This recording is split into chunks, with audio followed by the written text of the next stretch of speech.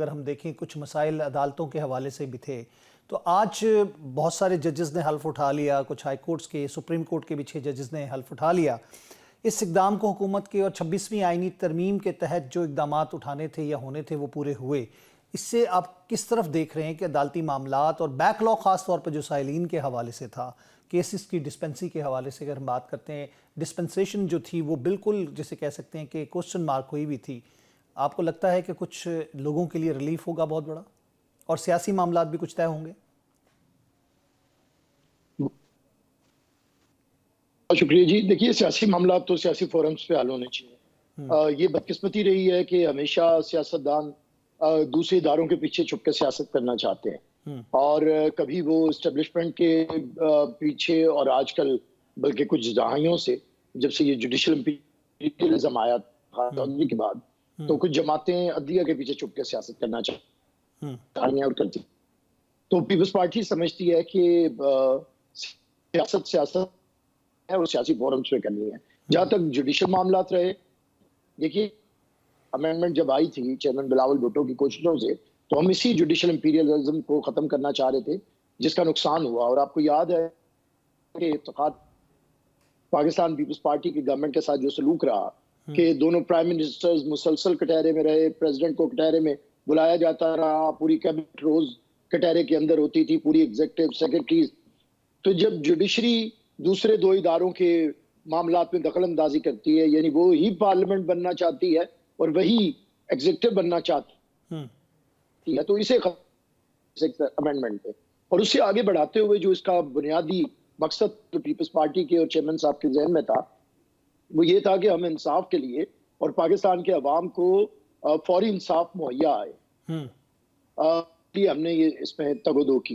तो अब supreme court की हद तक जजेस आ रहे हैं, कोशिश होनी चाहिए हाई कोर्ट्स में और जुडिशरी में कि वहां पे भी जजेस लेके आए जाएं और ये केसेस हैं उन्हें सुना जाए और आवाम को जल्द से जल्द इंसाफ फराहम किया। अदालती इस्लाहात की जरूरत है और वो भी अभी तक नहीं हुई, हमेशा दावा किया जाता है। बैरिस्टर साहब ये बताइएगा, पीका ऑर्डिनेंस के हवाले से या पीका एक्ट के हवाले से, ऑर्डिनेंस सॉरी मैं कह रहा हूँ, पीका एक्ट पे हुकूमत के साथ आप लोग शामिल हैं? क्योंकि अभी भी सहाफ़ी जिसे कहते हैं सरतापा एहतजाज हैं, भूख हड़ताली कैंप भी लगा हुआ है प्रेस क्लब्स में और आप देखें कि एहतजाज जारी है, तो क्या ममानत थी कि अगर उनको स्टेक होल्डर बनाते और उनसे मुशावरत हो जाती? देखिए, बनाना चाहिए और अगर कोई एक्ट है, अगर कोई कानून आता भी है तो वो कोई उस पर तरमीम भी हो सकती है। अगर किसी मकतबा फिक्र की किसी आजम तारड़ साहब ने कहा तरमीम हो सकती है, हो भी सकती है अगर मुशावरत की जाए तो। ठीक है जी, यही है। देखिए, आपको पता है पीपल्स पार्टी जब भी हम हुकूमत के इत्तेहादी तो नहीं है, इसे पार्लियामेंट में सपोर्ट कर रहे हैं सिर्फ, लेकिन पीपल्स पार्टी को कभी भी सहाफत की, सहाफियों की या इज़हार राय के ऊपर किसी किस्म की कदगन को बर्दाश्त नहीं करती। लेकिन इसके साथ साथ ये भी याद रखिए कि पाकिस्तान को एक अरसे से एक कोड ऑफ कंडक्ट की भी जरूरत है। ये जो खबरें जिस तरह हो रही हैं, फेक न्यूज है, जिस तरह पगड़ियां उछाली जाती हैं, जिसका सबसे ज्यादा नुकसान पीपल्स पार्टी को हुआ है। जितना हमारा ट्रायल तो अदालतों में तो हुआ सो हुआ, एक हमारा मीडिया ट्रायल भी होता रहा है। ये हमें सबको मिलके पार्लियामेंट को भी, सहाफियों की तंजीमों को भी, रायमा को भी ये देखना पड़ेगा कि कोई एक कोड ऑफ कंडक्ट तो बनाना चाहिए। ये भी नहीं है कि कोई सहाफी एक कैमरा रखे, आजकल जैसा हो गया है सोशल मीडिया पे, और वो किसी की पगड़ियां उछाल दे, बातें कर दे और बाद में उसे कोई कहने वाला भी कुछ ना हो। तो एक कोड ऑफ कंडक्ट भी चाहिए, एक तरीकाकार भी चाहिए। सहाफत की आजादी कुछ और है और एक मादर पिदर आजादी है, उसे भी देखना होगा। तो कुछ रूल्स तो होनी चाहिए ना। ये तो सहाफी तंजीमें भी कहती हैं, जितने मोतबर सहाफी हैं वो भी ये कहते हैं, हम सब यही कहते हैं, बिल्कुल सही है। लेकिन मुशावरत की बात हो रही है कि कुछ चीजें काबिल एतराज हैं तो वो खत्म की जा सकती हैं, क्लैरिटी आ सकती है उसमें। हम तो बिल्कुल जी सपोर्ट करेंगे। अगर सहाफी तंजीमों की, हमारे भाई हैं, दोस्त हैं सहाफी, हमारा तो हर वक्त उनके साथ ताल्लुक है और बड़ा गहरा ताल्लुक है, दाइयों से है, तो हम ये समझते हैं कि ये बैठ के मामले को तय और हो भी जाएगा।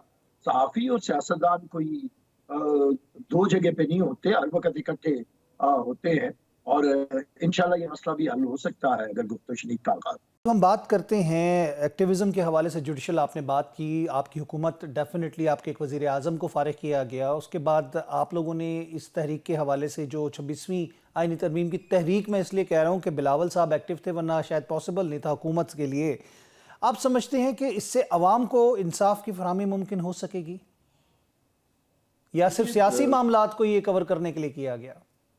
नहीं, देखिए, मद्देनजर तो हमारे तो यही था कि अवाम को रिलीफ मिले, और पॉलिटिशियन का बुनियादी मकसद और पीपल्स पार्टी तो खुसूसी तौर पे हमारा बुनियादी मकसद तो अवाम के रिलीफ के लिए है। और देखिए, पॉलिटिक्स को भी अगर कोई बेहतरी होती है तो पॉलिटिकल लोग भी या पॉलिटिक्स भी तो अवाम के ताबे होती है। अवाम ही ताकत का सरचश्मा है, वही लोगों को, सियासतदानों को चुनते हैं, हुकूमत बनाते हैं। जो बुनियादी मकसद था रजा भाई, अगर उसे देखें तो वो ये था, जिसे आप जुडिशियल एक्टिविज्म कह रहे हैं। जुडिशियल एक्टिविज्म का ये मतलब तो नहीं है कि सिर्फ जुडिशरी आईनी इदारा है।